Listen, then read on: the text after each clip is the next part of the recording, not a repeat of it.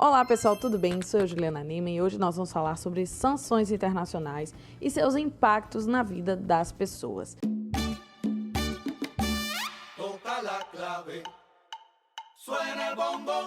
Em primeiro lugar, é importante dizer que as sanções internacionais elas são uma ferramenta que é regulada e reconhecida pela Organização das Nações Unidas e pela diplomacia internacional como um todo, como um método, um mecanismo de estabelecer, de forçar, entre aspas, uma barra para as pessoas, indivíduos, entidades e principalmente os países que estão em desalinhamento com alguma premissa estabelecida pela diplomacia internacional ou por algum eixo de poder dos países, porque vocês sabem que existe uma anarquia no que tange as posições de poder nas relações internacionais. Então, em alguns eixos, muitas vezes eles se unem para forçar outros, ou um grupo de países, ou um país especificamente, a agir de acordo com os seus preceitos, seus ideais.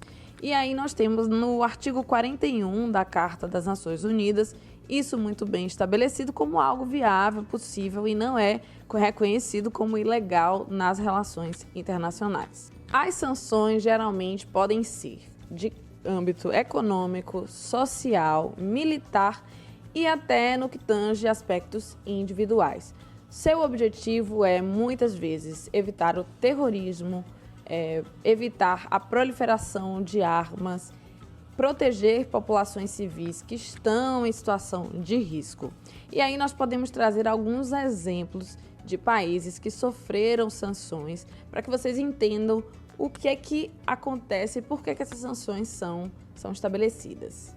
No caso da Rússia, por exemplo, quando iniciou-se a guerra contra a Ucrânia, os países que se denominam parte do eixo democrático, que seria os Estados Unidos, os países da União Europeia, dentre outros, forçaram a Rússia a parar, a deixar o conflito através das sanções econômicas e políticas. Então, eles deixaram de realizar relações comerciais com a Rússia, deixaram de fornecer armamento, deixaram de fazer uma série de coisas que propiciava uma certa pujança na economia russa e também estabeleceram regulações relativas às sanções políticas, evitando, por exemplo, o trânsito de pessoas que são portadores do passaporte russo, evitando relações com empresas ou com indivíduos ou com entidades que são russas e também fazendo com que a Rússia deixasse de fazer parte do sistema SWIFT de transações comerciais internacionais. Isso teria como objetivo realmente tirar o oxigênio do país e fazer com que ele sucumbisse às necessidades, às sugestões não, às demandas desse grupo. Porém, a Rússia é um país forte economicamente, que tem boas relações com os países, principalmente aqueles que fazem parte do BRICS, Brasil, Rússia, Índia, China e South Africa, África do Sul, e outros países também emergentes que fazem parte dessa liga. Então, por conta disso, e principalmente por conta da relação com a China, a Rússia não se deixou levar por essas demandas, mantendo relações paralelas e relações comerciais paralelas com os países que fazem parte desse segmento, porém, e mantendo a sua estabilidade econômica, apesar de ter sofrido muito com a evasão de divisas, a evasão de pessoas. Muita gente se mudou da Rússia, muitas empresas deixaram de estar por lá e, principalmente, ele teve que reagrupar e ocupar os espaços de mercado que ficaram abertos por conta da saída dessas empresas. Então, por exemplo, empresas como McDonald's, Starbucks, dentre outras, que são empresas americanas ou empresas que fazem parte que são desses países, parte do eixo democrático, saíram imediatamente da Rússia e a Rússia teve, hoje em dia você encontra por lá o McDonald's dos Estados Unidos, o McDonald's russo, o Starbucks russo e uma possibilidade de inclusão de marcas nacionais russas dentro do sistema de compras das pessoas que são russas. Outra coisa é que você não consegue utilizar o dólar ou cartões de crédito que são Mastercard ou Visa, bandeiras que são bandeiras internacionais lá por conta dessa saída da Rússia do sistema SWIFT. Então a pessoa leva o dinheiro, quando vai para a Rússia, ela leva o dinheiro na mão e troca lá nas casas de câmbio para poder fazer uso a partir dentro do sistema econômico e da economia russa. No caso de Cuba, por exemplo, depois da crise dos mísseis e por conta da Revolução Russa que isso foi um pouco antes, mas... Rússia, gente, errei. No caso de Cuba, né, com a crise dos mísseis e também muito antes disso, né, com a Revolução Cubana, né, e a saída de Cuba do alinhamento com os Estados Unidos, vocês lembram que nesse período o mundo estava um mundo bipolar, né? Metade era capitalista e outra metade era apoiador do comunismo da União Soviética.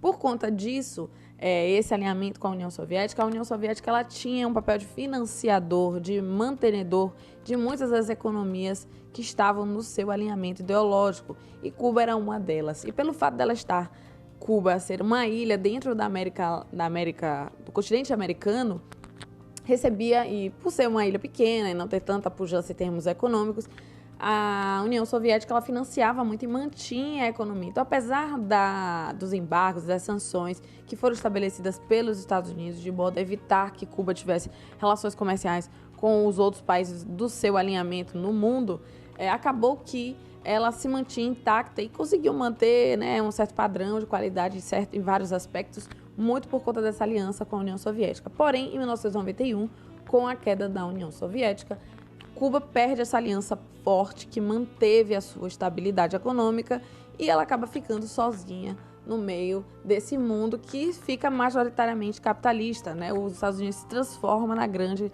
potência mundial. E a China, que hoje se tornou, né, isso é uma coisa recente, se tornou essa potência econômica que nós vemos hoje, não se interessou em ocupar esse lugar da União Soviética e suportar, né, operar em favor de Cuba.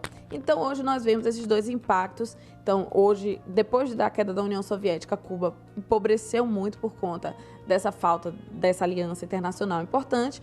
A Rússia, por outro lado, em uma situação totalmente diferente, tem uma aliança muito forte com a China, é um país muito forte, um país muito grande, que tem muitas potências, então ela acaba mantendo essa posição de grande liderança, é uma cadeira definitiva no Conselho de Segurança da ONU, então também tem poder de veto, que faz com que esses impactos das grandes sanções, das grandes tentativas dentro das Organizações das Nações Unidas sejam bloqueadas.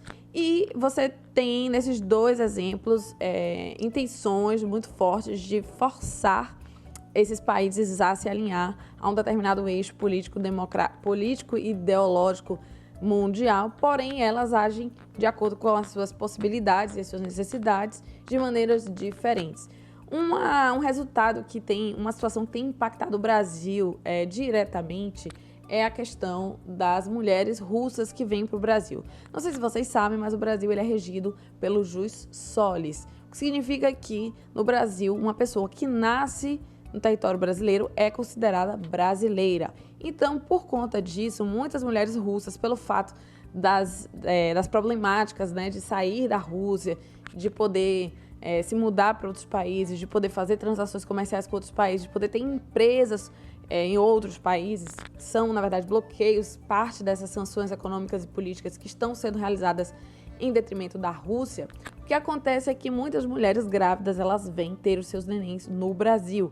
E isso tem sido algo que está acontecendo de maneira muito grande, porque essas crianças nascem no Brasil, têm registros brasileiros, obtêm passaportes brasileiros, e isso facilita, inclusive, que suas mães e seus pais também obtenham essas nacionalidades. E o Brasil não é um dos 10 melhores passaportes do mundo, mas é um dos melhores, acho que dos 20 melhores nós somos. E aí essas pessoas obtêm o benefício de serem brasileiros e de desfrutarem das possibilidades políticas, econômicas e sociais que ter a nacionalidade brasileira oferece. Então é isso, gente. Espero que vocês tenham gostado do vídeo. Se vocês têm sugestões de outros conteúdos para mim, para eu poder fazer sobre relações internacionais, sobre política internacional e também sobre geopolítica, eu agradeceria muito se vocês colocassem nos comentários. Até a próxima. Au revoir!